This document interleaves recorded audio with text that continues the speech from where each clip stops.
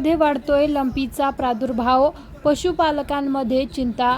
गुरांसाठी घातक मानला जाणारा लंपी रोग पुन्हा डोकेवर काढत असून खामगाव तालुक्यातील काही भागात त्याचा प्रादुर्भाव वाढत असल्याचे समोर आले आहे.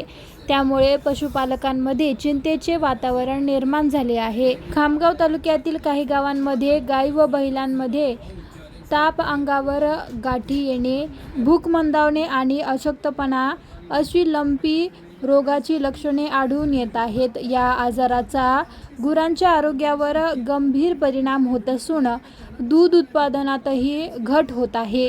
यामुळे पशुपालकांना आर्थिक फटका बसण्याची शक्यता आहे.